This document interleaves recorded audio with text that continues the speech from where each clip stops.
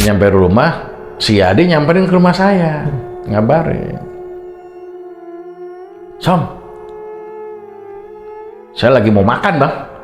Ngapain? Si Mamang meninggal. Satu hari setelahnya nih ya? Iya, jadi cuma kemarin Kamis itu masuk rumah sakit pagi, Jumat paginya meninggal bang. Saya nggak percaya, sok kaget, ya udah campur lah. Persekian detik saya lihat-lihatan bang, tapi saya ngeliat dia tuh yang senyum bang. Dia kan emang orangnya murah senyum, tapi kagak ngomong, senyum ya. Saya main lihat-lihatan tuh, kepantek saya. Nggak ada pikiran saya dia itu udah meninggal, nggak ada. Begitu saya nengok sebelah kiri bang, itu kan persis pohon singkong pisan dia diri di sebelahnya. Nah di pohon singkong itu kan nyagap-nyagak gitu ya. Itu saya lihat bang, ada kain kafan disangkutin di situ.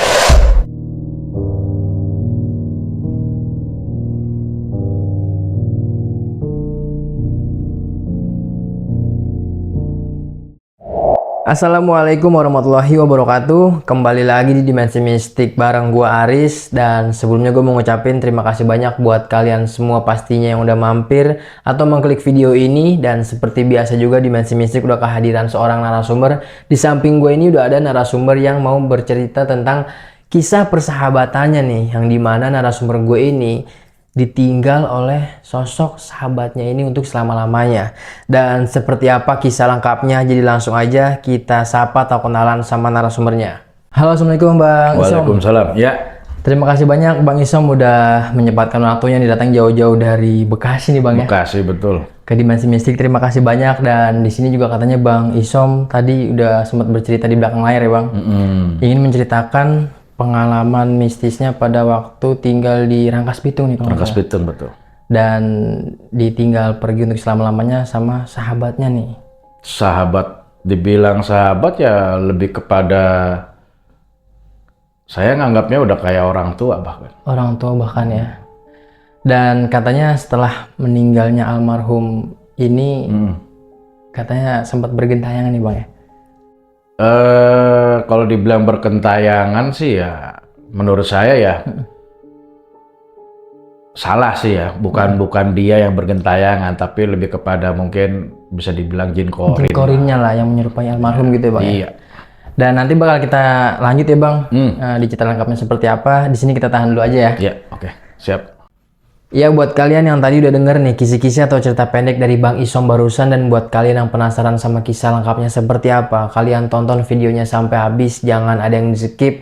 Dan di sini gue mau infoin dulu buat kalian, kalau kalian punya pengalaman horor kisah nyata yang epic-epic, mau jadi narasumber seperti Bang Isom di sini, bisa banget kalian langsung aja kirim-kirim cerita horor kalian dengan cara chat ke nomor WhatsApp di bawah ini, atau kalian juga bisa langsung DM aja ke Instagram Dimensi Mistik.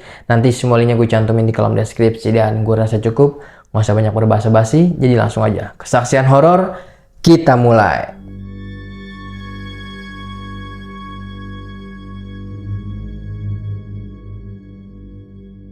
Ya Bang Isom, kalau boleh tahu seperti apa nih Bang awal mula ceritanya? Jadi ceritanya gini, saya itu dulu SMP tinggal di daerah Rangkas Bitung ya. Itu kisaran tahun 92-93.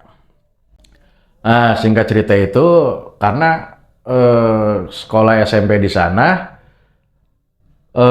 ngabisin waktu untuk sampai selesai SMP, baru pindah SMA ke Jakarta pada saat itu ya. Saya tinggal cuma sama emak nih berdua nih, mama saya nih. Karena bapak saya sama kedua kakak saya itu udah duluan ke Jakarta. Kakak saya SMA, yang satu lagi kuliah. Nah, saya kan masih SMP gitu kan. Singkat cerita, karena mungkin nggak diawasin sama bapak saya, ya tahu sendirilah, kelas 2 SMP itu, antar kelas 2 SMP, kelas 3 SMP itu kan emang kita lagi, kalau laki lagi bandel-bandelnya ya, belajar bandel ya gitu ya. Jujur aja nih, saya waktu itu tuh yang namanya belajar ngerokok ya, belajar minum ya, gitu loh. Pergaulannya nongkrong, nggak pernah tidur di rumah saya Bang, nggak pernah tinggal di rumah tuh. Pokoknya pulang subuh, ngayap pulang subuh. Anak tongkrongan lah ya. Saban Sari begitu ya kan. Nah singkat cerita nih, ada di kurang lebih itu di kelas 2 pertengahan ya saya, kalau saya nggak salah ingat ya. Ada sosok nih, sebut aja Mamang ya, karena memang dipanggilnya Mamang gitu kan. Taunya orang situ Mamang gitu kan. Ya udah Mamang gitu kan. Ceritanya nih, suatu ketika tuh kita lagi pada nongkrong nih, anak-anak nih, tongkrongan biasa ya. Lewat tuh si Mamang tuh, ini awal pertama saya kenal ya. Lagi nongkrong, Mamang itu yang mau ke masjid, ngajak kita nih anak-anak nongkrong gitu kan. Ayo sekalian gitu, Isa gitu kan. Tapi ngajaknya itu dengan yang senyum, ramah gitu kan. Saya di sini mulai apa ya, kayak semacam tertarik lah gitu, pengen kenal lah gitu. Siapa sih nih gitu kan. Singkat cerita saya tanya nih sama teman-teman saya tuh yang memang udah kenal lama, itu siapa? Terus si Mamang, rumahnya di mana? Itu di dekat belakang. Jadi dulu tuh di sana itu ada kayak semacam empang, cuman gede bang, lebar gitu ya, kayak hampir kayak danau lah ya kalau menurut saya gitu. Nah si Mamang itu tinggal di situ, jadi dia ada sebidang kebun ya, lumayan agak luas. Nah di situ dia ada rumah panggung, masih dinding pagar ya zaman dulu. Ada rumah panggung gitu, khas Sunda ya. Dia tinggal di situ ya. Saya kok ngeliat orang ini pertama kali ngeliat itu kayak semacam ada daya tarik untuk pengen kenal gitu kan. Udah singkat cerita, begitu setiap sholat lewat ngajak gitu kan. Tapi ngajak itu nggak yang nyeramahin, nggak yang gimana, maksa lagi, nggak maksa gitu kan. Dengan senyumnya khasnya dia gitu kan. Saya mulai tertarik. Ceritanya saya ini main ke rumahnya, dikenalin lah. Saya dulu punya teman, bisa dibilang sahabat ya, namanya Yadi lah, sebut aja Yadi lah. Gitu. Main tuh saya sama Yadi tuh ke situ, kenalan sama si Mama. Ya. Akhirnya seiring waktu akrab nih, saya sama dia akrab nih, gitu kan, akrab. Semakin saya kenal kok semakin, wah ini orang baik ini. Ya. Saya ngambil kesimpulan itu baik ini. Terus pelan-pelan tuh dia yang ngasih selalu nasihat ke saya, terus kaji agama segala macem. Nah, saya berpikir jarang-jarang nih orang kayak begini gitu kan. Religius lah ya. Iya, religius gitu loh. Udah semakin akrab nih saya nih, dan semakin menampakkan kebaikannya si Mamang gitu kan. Kalau saya main ke situ, kadang tuh dia kan kebunnya ada buahan kayak pepaya, mangga gitu ya, Bang ya.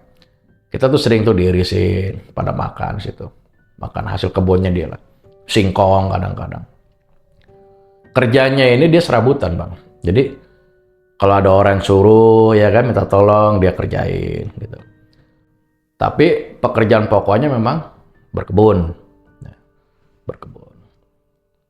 Saya dulu dari yang namanya, jujur Bang, mabok tiap malam saya. Nggak tiada hari tanpa mabok ya kan. Mabok oh ya kerjaannya. Udah. Lambat launnya saya ketarik nih ke si Mamang nih. Dengan dia yang ngingetin sebenarnya. Lebih kepada ngingetin, bukannya sehatin ya. Ngingetin gitu loh. Akhirnya lambat laun saya lepas tuh yang namanya minum tuh, saya udah ngejauh. Anak-anak beli minuman, saya main ke rumah si Mamang gitu kan, memisahkan diri lah ibarat kata. Ceritanya udah semakin akrab, bahkan saya sempat belajar ngaji ya kan, ngaji sama dia, diajarin ngaji ya kan, ya, ngaji surat lah, ngaji baca ya biasa gitu. Semakin akrab. Dia kan tahu saya tuh cuma tinggal sama Mak di rumah ya. Kadang tuh dia Bang gini Bang, Som, tuh ada pepaya, bawain buat Mak. Ntar saya kasih dari siapa? Dari mama gitu. Perhatian lah ya. Ya ibaratnya gitu. Baiklah pokoknya. Setelah itu anak-anak ternyata teman saya merhatiin. Kayaknya kok saya tuh kayak beda nih antara teman-teman saya sama saya di mata mamang. Jadi kayak semacam beda gitu saya gitu. Kayak semacam dapat perlakuan beda gitu kan. Sampai pada akhirnya anak-anak tuh suka ngecengin saya gini, Bang. Som, cariin bokap lu noh. Gitu. Iya. Maksudnya mamang gitu kan. Ternyata gini, Bang. Mamang itu pernah ngucap ke saya, Som, kenapa Mang? Saya kalau ngeliat kamu sama kayak saya ngeliat anak saya. Ya, jadi keinget lah. Isom ini gemuk-gemuknya, saya dulu SMP gemuk, Bang. Sekarangnya kurus kering begini ya kan. Dulu saya SMP gemuk parah. 90-an kali berat saya waktu itu. Ya, Bang. Sama kayak anak saya Isom gitu. Makanya saya kalau ngeliat Isom tuh ya kayak ngeliat anak. Nggak ngebuang, tingginya, gemuknya, ya kan, warna kulitnya, sampai rambut-rambutnya gitu kan. Dulu kan saya poni tuh, lurus kan. Si mama ngomong kayak gitu kan. Dah. Ceritanya nih, banyak kenangan saya sama mamang itu. Termasuk, Som, besok sore nyari ikan yuk. Kan depan kebunnya dia itu kan yang saya bilang tadi, danau itu ya. Si mamang itu punya rakit, Bang. Getek kalau kata orang Sunda itu, yang dari bambu tuh. Ya kan, perahu-perahuan gitu kan. Jam berapa Mang besok? Sorean aja jam 4. Ya kan, ntar malam kita bakar ikan. Panggil anak-anak. Jadi, gue bilang. Saya ke situ tuh sore tuh. Pakai itu, Bang. Ngejala ya kan. Dari pinggir tuh, getek, dia udah di depan, saya loncat tuh. Udah loncat Som gitu kan. Saya loncat. Ini kenangan saya yang kalau inget lucu juga gitu. Mungkin karena saya berat, Bang. Itu begitu saya loncat tuh bambu ngilang, Bang. Kelelep ya kan. Kelelep, panik kan saya kan. Lah, kata si Mamang, nggak usah takut, nggak usah panik, diem aja, ntar juga naik lagi tuh bambunya gitu kan. Gimana orang kaki sampai udah kerendam, saya mungkin panik, saya mau loncat itu bambu sampan udah mulai ke tengah, saya loncat nggak dapat, kecebur Bang. Ya. Kan saya nggak bisa berenang, kecebur. Ngelihat saya kelabakan begitu, si Mamang loncat nyelamatin saya ya kan. Ibarat kata ya kalau ya kelelep mati Bang, dalam itu. Kalau nggak diselamatin sama si Mamang. Iya, suruh naik, saya udah tungguin aja situ dah gitu kan. Udah saya aja yang ke tengah, udah ke tengah tuh, saya lepek-lepekan, saya nungguin di pinggir kan. Ngejala, ada sampai jam 5 lewat lah tuh. Dapat ikan main Bang, gabus ada, apa campur dah ya. Betoknya juga ada.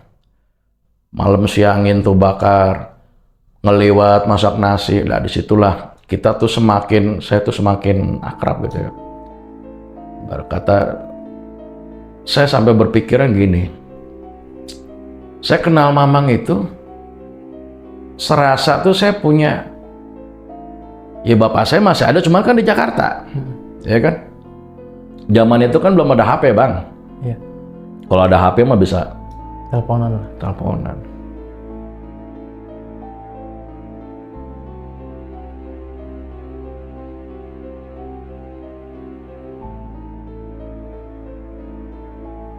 Jadi tuh dengan perkenalan saya sama si Mamang itu, saya tuh merasa dia tuh udah kayak orang tua saya, kayak bapak saya gitu loh, ya kan? Yang nasehatin, ngingetin, udah sholat belum, apa segala macam gitu kan. Saya semakin, apa ya, secara pergaulan tuh semakin, ya Bu, saya udah nggak mandang teman jadinya, udah kayak bener-bener kayak bapak saya, mengganti sosok bapak saya. Singkat cerita, gini, saya lagi sekolah Bang, ya kan,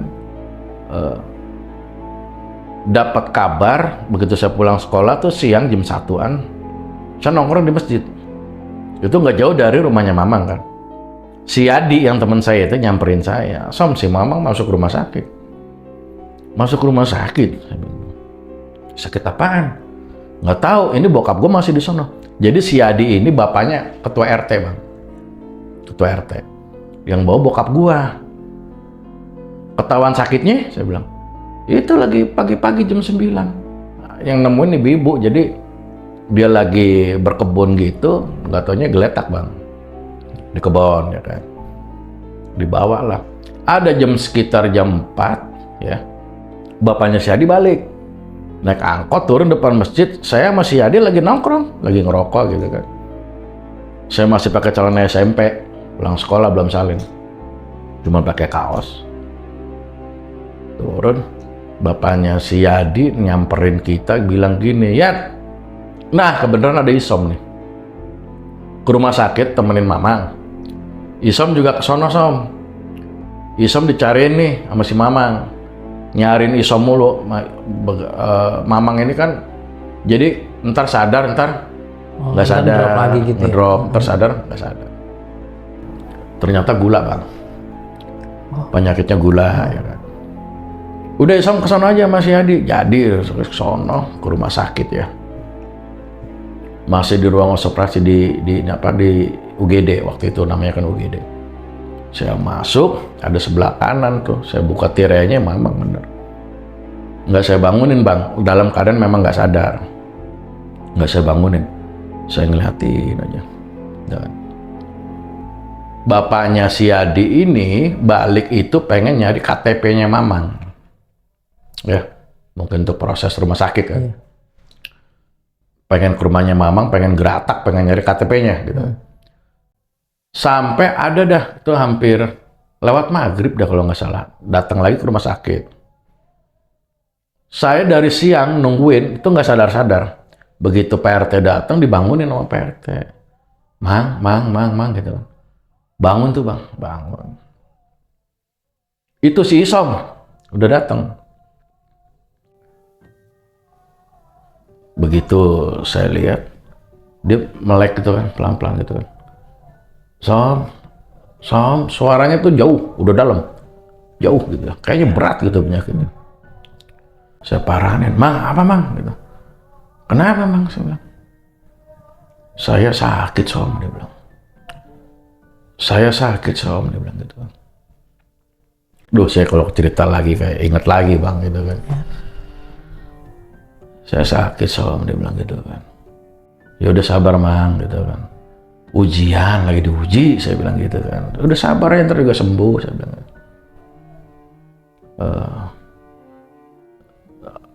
Kita ntar nggak bisa begadang lagi Som, dia bilang.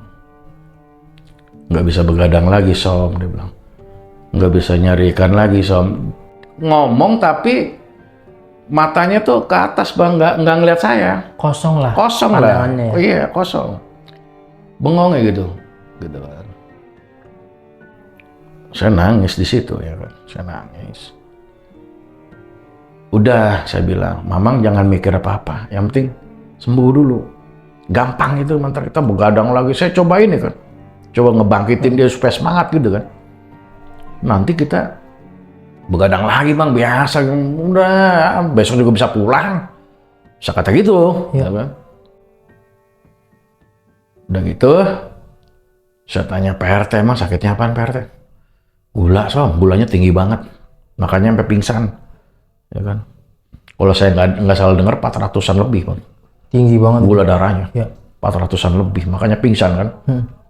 Oh gitu. Udah saya pulang nih. Isom sekarang sama Adi pulang aja. Saya yang nungguin di sini. Ya kan? Oh ya udah balik dong. Orang saya juga belum salin bang, masih pakai celana SMP kan. Balik saya sama Adi tuh balik. Besok saya sekolah nih. Biasa kan, sekolah itu kalau nggak salah hari Jumat deh. Hari Jumat. Saya sekolah seperti biasa, balik biasa. Begitu nyampe rumah, si Adi nyamperin ke rumah saya. Ngabarin. Som, saya lagi mau makan bang. Ngapain? Si Mamang meninggal. Satu hari setelahnya nih ya? Iya, jadi cuma kemarin Kamis itu masuk rumah sakit pagi, Jumat paginya meninggal bang. Saya nggak percaya, sok kaget ya udah campur lah. Sampai emak saya nanya, kenapa ya Dit? Si Mamang meninggal mak. Kaget juga emak saya tuh.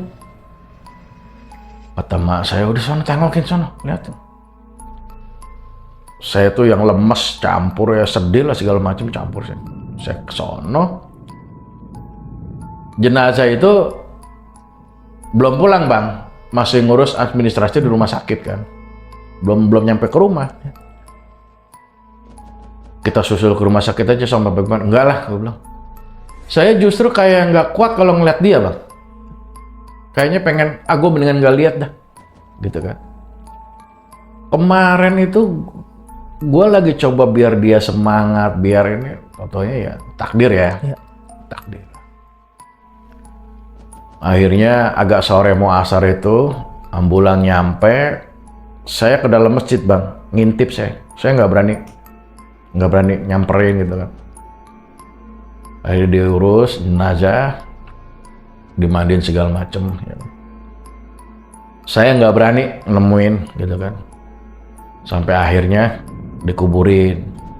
Itu saya sampai yang dari pulang sekolah itu perasaan tuh perut kenyang aja bang. Udah nggak ketelan ya? Kagak ada lapar itu, kagak ada ya. Agak demam juga saya pada saat itu, agak demam gitu. Kayak nggak percaya bang. Kok cepet banget gitu. Ya kan? Saya kenal dia juga ibarat kata itu belum terlalu lama ya, plus minus 6 bulanan bang. Akrab ya, akrabnya gitu ya. 6 bulanan. Udah setelah penguburan, maghrib selesai tuh, sebelum maghrib udah pada balik.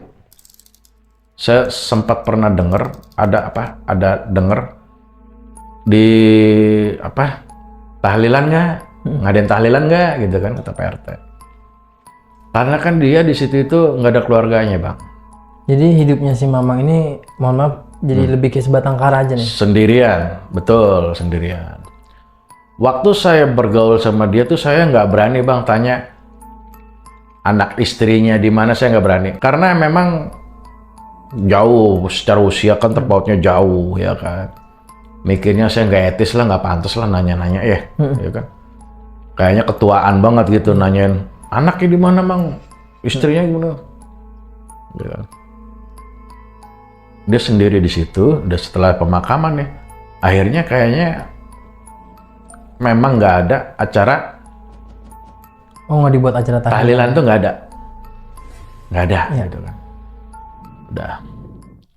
Itu penguburan itu ba'da asar ya, habis asar kalau nggak salah itu. Nah, jadi di sana itu, di daerah saya itu dulu ada tempat pencucian mobil bang. Angkot-angkot, apa segala macam. Banyak teman saya juga yang ikut nguli nyuci mobil. Ada sekitar jam 2 pagi bang. Ini awal teror nih ya, awal teror.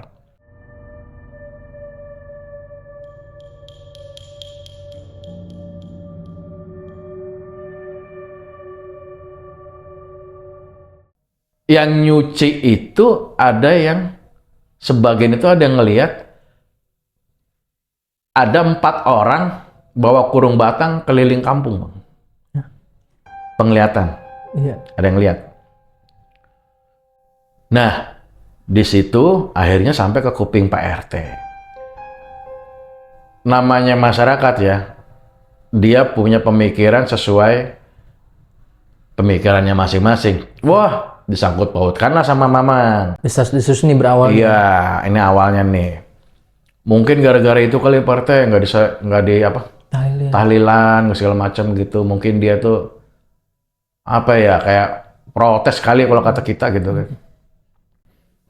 Ya sekarang kalau tahlilan juga kan Pak RT kan juga nggak bisa mendadak, harus pendanaannya gimana, ya kan? Persiapan. Sama masyarakatnya, urunannya gimana, mungkin kan mikirin itu kan gitu. Yaudah akhirnya kata Pak RT, yaudahlah besok kita adain tahlilan kecil-kecilan aja, ngaji aja gitu kan, di tempat si Mamang, ya kan. Nah waktu pengajian itu saya ikut bang, ada si Adi juga teman saya ikut. Berarti ini di malam kedua nih setelah Iya, Mamang iya meninggal. di malam kedua. Ngaji aja sih sebenarnya, ngaji aja gitu loh. Ngaji gitu. Saya nggak berani ke dalam, nggak berani ke dalam rumahnya gitu kan. Saya di luar aja gitu kan, sama si adik ngerokok, kagak ngaji, ngerokok, nongkrong. Hawanya emang beda bang, kayak cempling gitulah. Iya, iya. Gimana sih ya? Udah kelar, 3 hari itu kalau nggak salah itu dia ngajiin. Nah, ada lagi kejadian. Dulu kan si Mamang itu suka cari ikan pakai getek itu ya, yang dari bambu itu ya. Setelah sepeninggalannya Mamang, itu getek itu kalau lagi ada Mamang kan kalau udah habis nyari ikan dia dipinggirin ke itu terus dicancang ke pohon bang, diikat kan, biar kagak ngambang kemana-mana kan. Begitu Mamang nggak ada, itu sering dimainin sama anak-anak bocah gitu kan, pada main perahu-perahuan. Mungkin karena nggak diikat lagi, akhirnya tuh si getek itu ada di tengah danau itu bang, ada di tengah danau, di tengah-tengah. Nah, malam-malam itu banyak orang mancing. Saya lagi di masjid sama si Adi biasa nongkrong, lagi ngobrol di masjid gitu kan. Itu malam ketiga setelah Mamang meninggal ya, di malam ketiga. Waktu itu cuacanya itu masih gerimis, ada gerimis-gerimis tipis. Banyak orang mancing tuh bang, pada mancing. Tiba-tiba pada kabur tuh bang. Saya ngeliatin, lah itu orang pada kabur ya, saya bilang gitu kan. Ngapa ya? Gitu. Pada lari ke warung. Nah di seberang masjid itu ada warung bang, warung apa ya, kopi lah.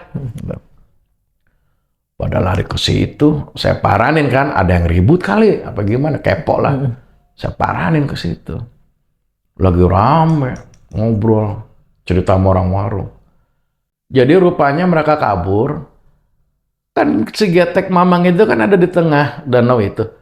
Mereka lari karena ngeliat si Mamang itu diri di situ bang. Ada almarhum Mamang nih. Iya. Di tengah-tengah geteknya ini. Iya diri. Mamang lo, kabur satu kabur semua. Saya nyampe warung, ngenes saya. Apa iya sih? Ya kan? Orang baik kayak gitu kok, ya kan? Saya sih lebih berkeyakinan kelakuan Korin, fitnah. Ya. Ya. Yang memanipulasi lah. Iya, fitnah. Cuman kan ini kan orang-orang ini kan udah nyebutnya udah mamang-mamang aja gitu. Saya nggak terima di situ, udah. Tuh ada lagi cerita lagi nih, teror-terornya ya. Ada suatu malam itu yang punya warung, sebut aja orang Jawa namanya Pak Atmo lah ya, Pak Atmo. Warungnya 24 jam bang, ya 24 jam.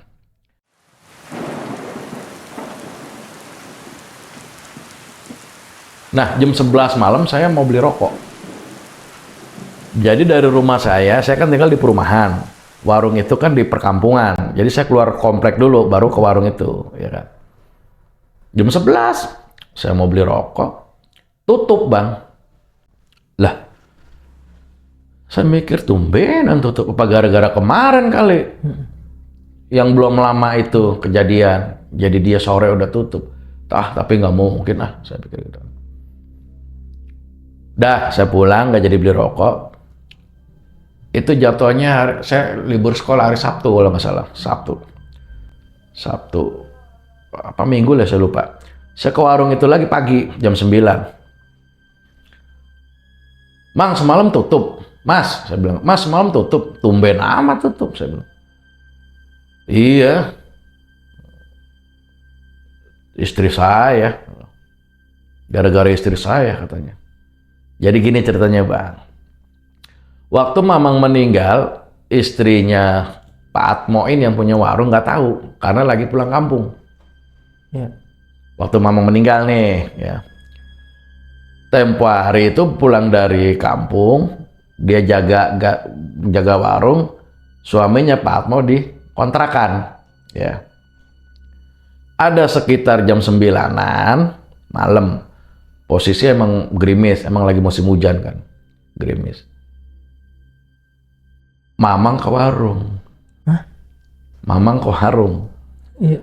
pesen mie. Teh, mie. Karena udah langganan kan, udah tahu dibikinin. Begitu udah jadi mie-nya, dibawa ke luar gitu, mamangnya nggak ada. Nah, si teteh ini mikirnya, oh paling ke masjid. Paling ke masjid, terus juga balik lagi. Karena si teteh ini nggak tahu nih ya. Kan nggak tahu mamang meninggal. Iya. Nggak tahu. Waktu mama meninggal kan di kampung, ya kan? Udah bikin mie. Ada jam 10, lakinya dateng tuh, Mas Atmo ini. Itu mie buat siapa? Si Mamang tadi mesen. Mamang, iya. Mamang mana ya? Mamang itu. Nah, nggak lama Pak Atmo itu mutusin, udah tutup aja dulu warung dah. Tutup Pak, ya udah tumben tutup kan. Tutup. Makanya saya ke situ, warung tutup. Jam 11 kan saya ke situ. Ya kan. Ini cerita nih, si Atmo. Yang waktu saya konfirmasi kenapa tutup semalam, Mas, jam 11 saya ke sini mau beli rokok. Itu si Mamang belanja, belanja, itu beli mie tuh istri saya tuh. Mie-nya itu sampai belum dicuci, Bang, bawa ini mie-nya nih. Saya lihat bener ada di mangkok. Bener ada. Begitu ya, si Mama. Begitu gimana? Saya bilang ke si Mas Atmo gitu. Kok malah gentayangan ya? Saya bilang, bukan dia, Mas. Nggak ada orang meninggal gentayangan tuh, nggak ada. Saya kata gitu. Saya coba yang ini ya, menetralisir ya. Gitu kan. Udah, itu cerita itu. Udah. Ada lagi kejadian ini nimpa ke saya. Dialami sendiri langsung. Saya alamin sendiri. Oh, Bang Isom ya. Ya, jadi cerita gini.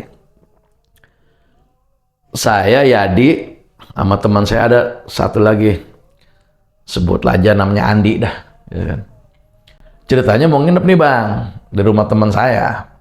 Di pojok dia rumahnya, ngelewatin sungai apa? Danau itu kan. Ada bangsa jam 1 kok saya nyamuk banyak banget Bang. Kagak bisa tidur kita. Saya mutusin gue tidur di masjid aja dah. Gue ke masjid aja dah. Kagak bisa tidur gue begini, nyamuk mulu. Nyamuk yang daerah kebon rumahnya. Udah nginep aja, kata teman saya yang tuan rumah nih. Udah nginep aja, ntar aja subuh kita ke masjid bareng-bareng. Habis hujan kan, habis hujan dingin hawanya. Udah, gue ke masjid aja. Nah, teman saya nih, si Andi sama si Yadi, ya kan. Saya kata gini, lo tidur sini? Ya sinilah lo. Gue ke masjid ya. Saya kata gitu. Lo berani pulang? Jam 1 Bang. Ya. Berani mau kenapa takut? Kan lewat kebunnya Mamang Bang pulang. Ya, melintasi situ ya? Iya, lewatin dia kan. Ada kalau jalan lain muter jauh. Terus saya segen ya, udah ngantuk, jauh-jauhin jalan ini udah. Saya emang nggak ada takut Bang, nggak ada takut. Akhirnya si Andi sama si Yadi ini ngikut. Lo pakai, yaudah gue ikut dah, gitu kan. Tapi muter lewat sono, enggak gue. Lu kalau mau muter-muter sono, gue lewat situ aja, lewat Mamang gue. Tuan rumah nih teman saya, sebut aja Yanto, kata si Yanto gini, Som, ketemu Mamang lu ntar lu, gitu kan. Saya kata gini Bang, jadi kata sesumbar yang nggak tahu daya. Lah ketemu bagus lah, emang gue kangen. Saya Itu kata gitu. sepintas ucapan aja lah. Iya, sepintas ucapannya. Emang gue lagi kangen, nggak apa-apa ketemu. Ya kan? Dah, jalan. Bertiga nih bang, jalan. Si Yadi sama si Andi di depan. Saya jarak 3-4 meter di belakang. Ya kan, ngerokok gitu kan, kelepus. Itu jalan bocah berdua dungkil. Ntar dia nengok ke saya, ntar jalan. Ini emang berdua takut ini, saya tahu. Udah jalan. Kan persis depan lewat kebunnya Mamang. Rumahnya juga kelihatan, Bang. Kalau kita nengok kelihatan. Kita lewat pinggiran itu kan. Apa? Danau kan. Sebelah kanan tuh kebunnya Mamang. Jarak saya kan 4 meteran di belakang. Saya ngeliat nih bocah berdua. Taunya lari, Bang. Lari tapi main pegang-pegangan. Dalam hati saya, pada bercanda aja, gitu kan. Apa yang nakutin saya biar saya ikut lari gitu kan. Saya nyantai aja jalan. Dulu lari kedusak-dusak tuh berdua tuh. Main tarik-tarikan sarung gitu kan. Lari. Begitu pas saya nyampe depan kebunnya si Mamang. Ini bocah lari ngeliat apaan, saya mikir gitu kan. Saya nengok, Bang. Ada jarak 5-6 meter kurang lebih, nggak terlalu jauh juga karena sosoknya jelas. Mamang diri, Bang. Lagi berdiri nih sosok Mamang. Diri dengan pakaian yang setiap dia berkebun dipakai. Dia tuh kalau berkebun tuh cuma pakai singlet, celananya tuh lepis yang pendek digunting gitu kan. Iya. Saya kepantek di situ, saya kepaku. Mamang. Saya kata gitu kan. Hah, Mamang. Persekian detik saya lihat-lihatan, Bang. Tapi saya ngeliat dia tuh yang senyum, Bang. Dia kan emang orangnya murah senyum. Tapi kagak ngomong. Senyum ya. Saya main lihat-lihatan tuh. Kepantek saya. Nggak ada pikiran saya dia itu udah meninggal. Nggak ada. Begitu saya nengok sebelah kiri, Bang, itu kan persis pohon singkong pisan dia diri di sebelahnya. Nah di pohon singkong itu kan nyagap-nyagak gitu ya. Iya. Itu saya lihat, Bang, ada kain kafan disangkutin di situ. Iya. Baru saya di situ sadar, iya dia udah nggak ada ini. Baru saya jalan, Bang. Nggak nengok lagi saya jalan. Nggak lari nggak. Gimana mau lari? Lemes, Bang. Kaki itu kayak kagak ada tulangnya. Perasaan gue jalan di situ-situ aja itu. Tapi sosok si Mamang ini masih ada nih. Ada. Saya ambil jalan gini. Sadarnya saya itu ketika saya ngeliat kain kafan itu disangkutin di pohon singkong itu. Iya. Putih. Ya putih ngejawer begitu apaan kalau bukan kain kafan, Bang? Iya. Ya kan? Wah, gua ngingkrik aja gua jalan tuh. Nyampe ada di masjid tuh, anak berdua tuh, teman saya ngos-ngosan kan. Saya tanya, lu ngapa lu lari? Saya nggak cerita, Bang. Saya nggak cerita ngeliat Mamang. Ngapaan lu lari lu? Lu nggak denger apaan? Begitu pas depan kebunnya si Mamang, gue denger tuh, si Adi juga denger. Denger suara apaan, Bang? Suara Mamang ngomong gini, mampir. Disapa lah. Mampir. Makanya tuh bocah dua kabur, Bang. Kagak nengok lagi. Nah, saya pikir dia pada lari karena ngelihat sesuatu. Ternyata dengar sesuatu. Suaranya Mamang persis. Mampir. Kan saya penasaran nengok. Ya kan? Malah saya ngeliat sosoknya. Langsung ada di hadapan Ada Bang di Isom hadapan ya. saya. Jelas, Bang. Mukanya jelas. Nggak yang ngeblur gitu, nggak. Jelas. Orang saya mikirnya nggak sadar kalau dia udah meninggal kok. Detik itulah ya pada saat itu. Pada saat itu dan saya nggak ada rasa takut. Mamang gitu. Begitu ngelihat kain kapan, baru saya sadar. Iya. Iya kan. Itu saya ngalamin sendiri. Sama si teman saya Buddha itu ngalamin sendiri. Terornya ya. Teror si jin ya, sekali lagi ya. Garis bawah itu jin fitnah. Gitu kan.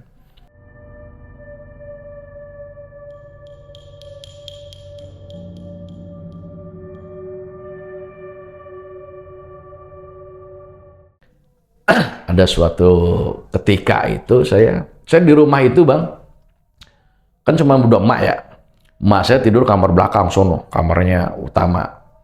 Saya di pinggir, saya kan di perumahan dulu. Nempatin kamar abang saya. Karena abang saya udah di Jakarta kuliah. Kakor kosong kamarnya kan. Kamar dia enak. Ada nakonya di depan, bukan nako, itu langsung kelihatan jalan komplek gitu kan. Saya inget banget dulu ada pohon angsana depan kamar itu, jadi teduh. Pohon angsana tahu Bang? Tahu, Iya kan. Nah, saya tidur, ceritanya nih.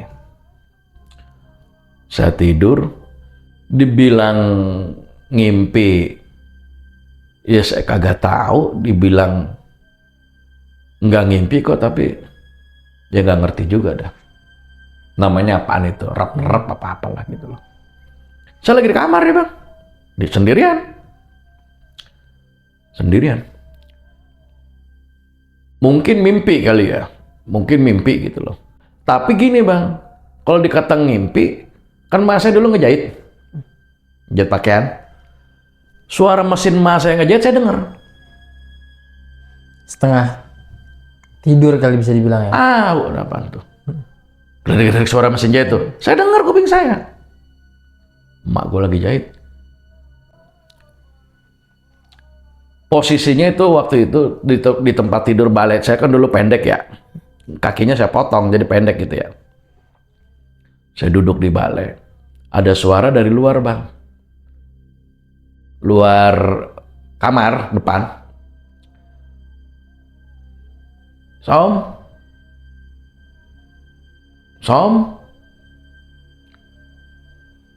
Kuping saya ini nggak asing Bang. Suara Mamang. Khasnya ya, suara khasnya. Persis suaranya. Som. Sewaktu hidupnya, Mamang itu nggak pernah ke rumah saya Bang. Walaupun tahu rumah saya, nggak pernah main. Saya yang main muluk sono. Dia nggak pernah main. Ya kan? Orangnya mungkin malu mama saya apa gimana gitu. Saya dengar suara. Saya buka jendela Bang, kan nako, tahu nako gini nggak? Iya. Yang bening tuh. Iya. Perumahan zaman dulu kan begitu ya. Nako emang nggak pernah saya tutup Bang, tinggal saya geser hordeng. Emang di luar kadang gelap ya, karena lampu luar rumah itu saya matiin. Saya lihat, jadi dapat cahaya dari kamar saya nih keluar. Biasnya lah ya. Biasnya. Saya lagi liatin begini. Mamang. Saya ngeliat Mamang, tapi saya nggak kenal ada dua orang tinggi di belakang dia, ada dua kiri kanan. Di belakang si Mamang. Mamang sama siapa itu? Pikiran saya. Tapi kayaknya kalau saya itu dalam keadaan sadar Bang, pasti saya udah takut. Tapi di situ posisinya Bang Isom berdiri lah ya, bukan aku itu tadi. Lah, sampai begini saya ngintip. Ya kan, sampai ngintip saya. Kalau saya ngimpi, kenapa saya dengar suara mesin jahit emak saya? Bingung nggak? Bingung. Ya kan? Lah Mamang itu, saya bilang. Lah Mamang. Tapi saya tahu Bang, sadar, Mamang ini udah meninggal. Saya tutup hordeng, saya berbalik duduk begini, totonya di depan saya Bang. Hah? Jogrok depan saya diri. Saya sampai begini Bang. Iya. Mukanya bersih. Saya nggak merhatiin pakaiannya kayak gimana. Ya. Tangan saya diambil Bang. Ngambil tangan saya. Tapi sebelumnya, kenapa Mamang hadir dalam entah itu mimpi entah apa, saya tarik dikit mundur ya. Sebelumnya saya ngimpiin. Makanya nanti ketemu, saya ceritain kenapa Mamang datang ke kamar saya. Iya. Sebabnya mau tahu kan? Gini Bang, saya ngimpi. Mamang datang dalam mimpi saya ngomong, ini dalam mimpi sampai 3 kali berturut-turut ngomong sama saya. Som, main ke rumah. Ngimpi saya. Som, main ke rumah. Sampai 3 hari berturut-turut. Saya punya inisiatif. Ada apaan ya? Saya suruh main ke rumah, Saya panggil teman saya, si Adi, yang anaknya PRT, ya kan. Yat, kunci rumah si Mamang sama siapa ya? Kan rumahnya digembok bang, pintunya. Sama bokap gua. Pinjem dah sama bokap lo. Ngapain lo? Udah. Gini, gue 3 kali berturut-turut ya. Lo boleh percaya boleh kagak. Gue disuruh main ke rumah si Mamang. Lo pinjem kunci sama bapak lo, bilang aja si Isom mau nyapu, mau ngepel, mau bersih-bersih. Saya kata gitu kan. Alasannya aja bang, ya kan. Ya udah ntar gue pinjem sama bapak gue. Sore itu ada bang habis asar. Saya ke rumahnya berdua nih masih Adi. Ya, dikasih kunci. Bapaknya pesen jangan lupa ntar kunci lagi. Iya. Si Isom mau bebenah katanya. Rajin amat gitu. Saya ada misi, karena ngimpi 3 kali berturut-turut itu kan jadi bikin saya penasaran juga ada apaan. Yang ngimpinya sama, suruh main ke rumah. Rumahnya panggung bang. Saya buka, gembok. Gemboknya hitam zaman dulu, saya ingat banget. Cak, buka. Kan rumahnya semi permanen bang, ya kan. Belum tembok, masih pagar. Jadi kalau kita jalan tuh bruk. Ya kan. Si Adi saya kata, ayo sama lo. Jah, dia santai dulu. Udah lu aja ada apa-apa, teriak aja, terus gua ke dalam. Anjing gua bilang ya kan. Awas lo kabur ya. Enggak, saya juga ya takut mah ada bang. Takut mah ada, manusiawi ya kan. Buka, jadi lewat rumahnya itu, ruang tamu nembusnya ke dapur. Ada kamar 1, 2 sebelah kanan. Yang depan itu kamarnya Mamang bang. Nggak ada pintunya, cuma gorden, hordeng gitu ya. Saya ke situ, dah. Saya buka hordeng bang, kamar. Tuh. Wangi bang. Wangi. Kamarnya Mamang nih? Iya, wangi. Saya nengok ke kiri bang, belakang pintu. Duas, digantung baju gamisnya dia. Kaget gua, putih kan. Itu wanginya dari situ bang. Sendus-endus baju gamisnya wangi bang. Putih, gantung. Kaget bang, saya hampir lari itu. Hampir mirip kayak kain kafan lah. Nah, anjir gue bilang udah. Saya tengok si Adi ada lagi duduk, tenang dah. Saya ke dalam, geratak saya bang. Jadi dia ada tempat tidur kapuk, ya kan. Di lantai gitu, ada meja kecil lah gitu. Saya liatin. Ada foto zaman dulu. Ada laki-laki, itu Mamang. Ada cewek sebelahnya, mungkin itu istrinya. Ada anak kecil, ya kan? Kecil. Saya nggak kenal. Mungkin itu anaknya Mamang, tapi badannya gemuk. Iya. Badannya gemuk. Ya. Oh mungkin ini anak Mamang, yang Mamang pernah cerita sama saya. Saya ini mirip kayak anaknya dia. Gemuk kan awaknya kan. Tapi di foto itu anak kecil, masih kecil. Ya kan. Saya kan waktu ngeliat foto itu saya udah SMP yang kelas 3. Berarti ini masuk akal lah, udah nih anaknya Mamang. Mungkin yang ini Mamang maksud mirip gua kali gitu kan. Saya buka di balik foto ada tulisan bang, cinta cuma sekali. Cinta cuma sekali. Kayaknya nih kalau menurut tafsir saya ya, Mamang itu bercerai dan memutuskan tidak nikah lagi. Setia lah ya. Setia gitu. Cinta cuma 1 kali. Ada buku kecil bang. Zaman dulu namanya buku notes gitu ya. Ya. Diari lah ya. Diari mah gede. Iya. Kecil. Ya kan? Saya kebet. Ada 3 nomor telepon bang. 3 nomor telepon. Saya sobek tuh, seret. Selain itu cuma tulisan-tulisan si Mamang.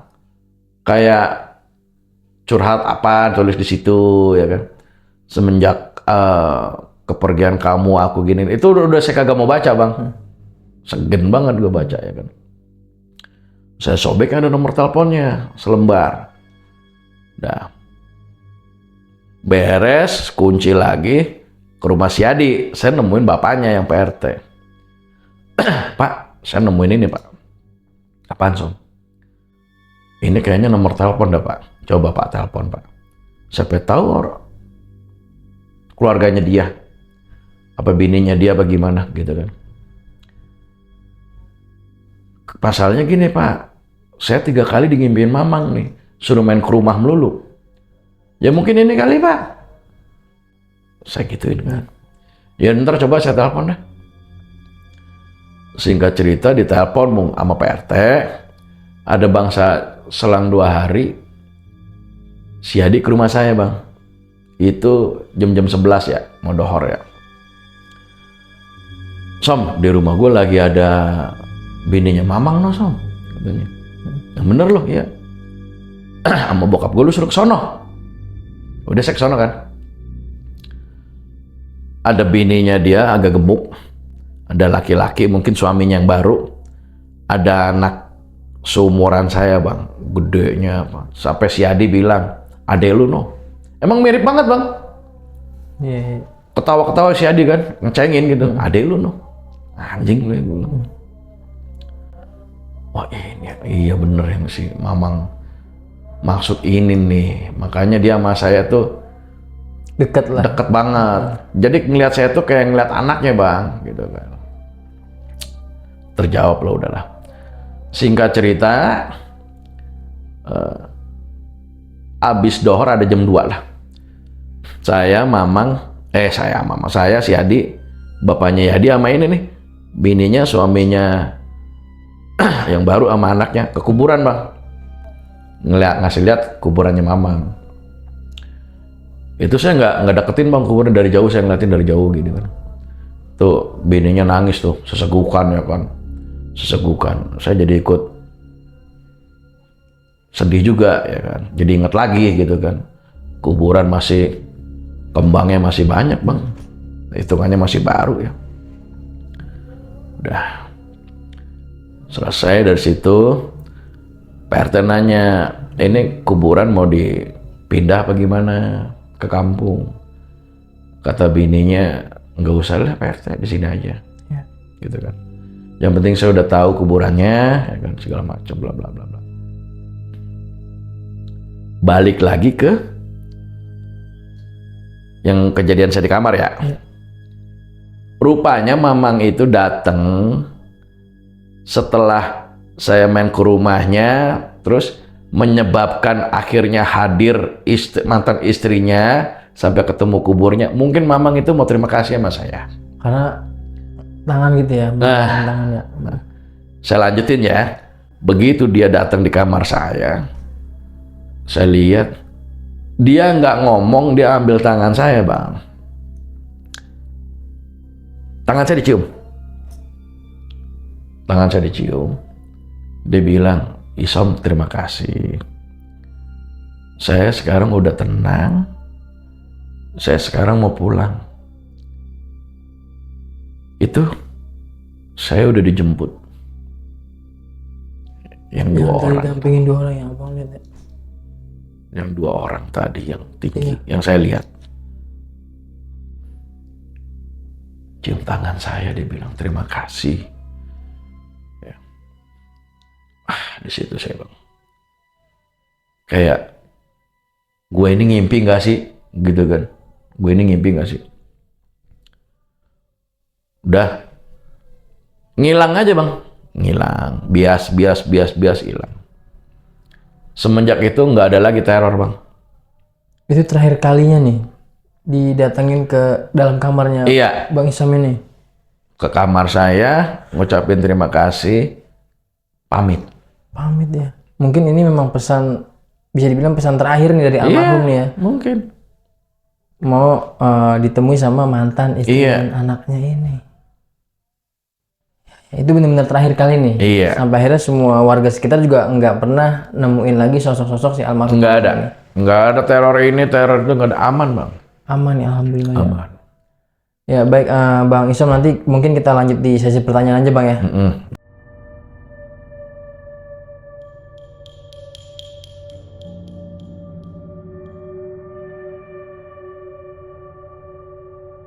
Ya Bang Isom, tadi kan udah diceritain keseluruhan nih Bang ya, Iya. cerita panjangnya seperti apa, dari sebelum kenal sampai mengenal sosok dari almarhum Mamang ini nih. Iya. Dan akhirnya almarhum Mamang ini meninggal dunia nih. Betul.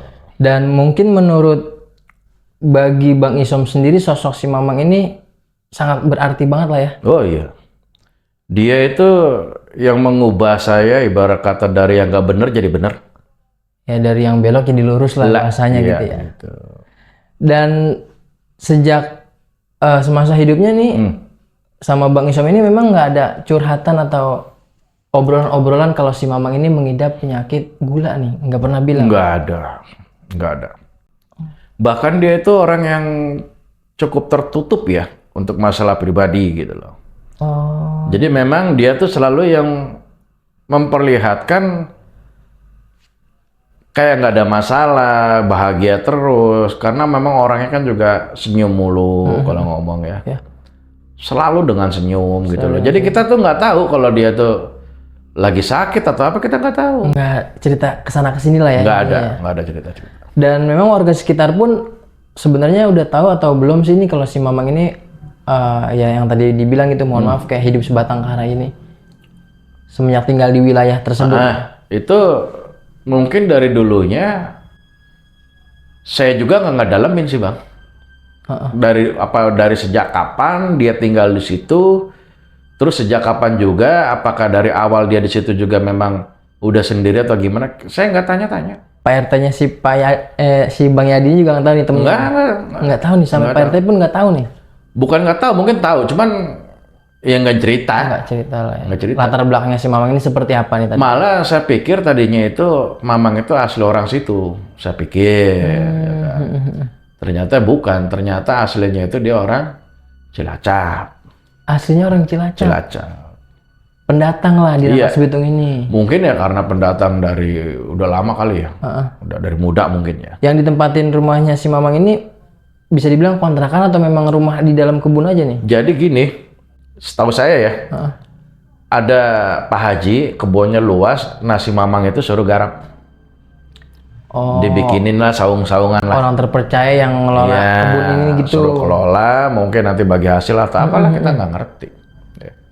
Ya, dan akhirnya ditemukan pada saat mungkin lagi berkebun lah ya, bisa dibilang. Udah nggak sadarkan diri nih.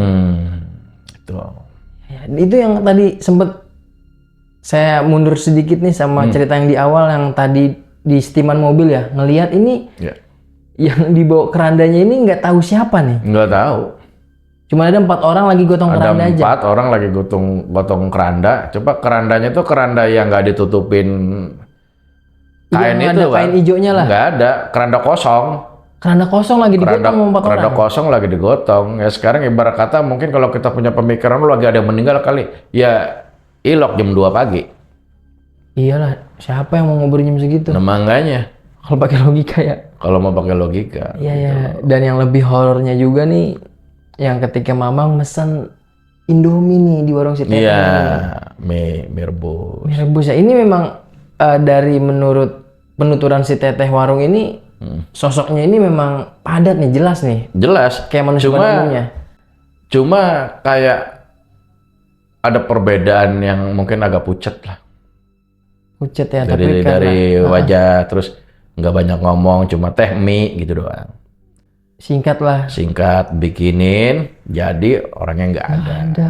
Aduh, emang si Teteh ini tadi kan lagi pulang kampung nih. Mungkin dia pengen ngasih tahu Si Teteh. si Teteh itu kalau dia tuh udah nggak ada mungkin.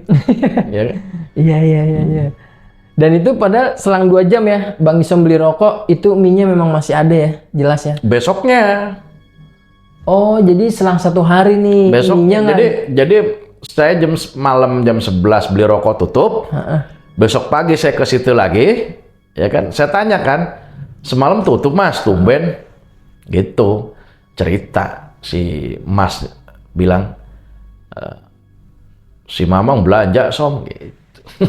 Jadi memang udah belum diotak-atik nih Belum. mie-nya nih ya. Belum Masih di apa-apain. mangkok gitu ya. Sampai dikasih lihat saya, ini mie-nya masih ada, Som. Oh, iya, udah. Dan waktu itu kondisinya memang lagi musim hujan nih, sepi nih. Emang lagi musim hujan waktu itu. Dan pada saat di rumah sakit Bang, si almarhum Mamang ini memang nggak menitip pesan atau ngomongin sesuatu nih. Nggak ada. Dia cuman ngelihat saya, cuman ngelirik doang mata, tapi kepalanya itu udah nengok aja kayaknya udah. Cuma ngelirik, ya kan. Ngomong dengan tatapan kosong, Som. Saya sakit, Som. Begitu aja ya. Gitu. Keluhannya lah bahasanya. Iya.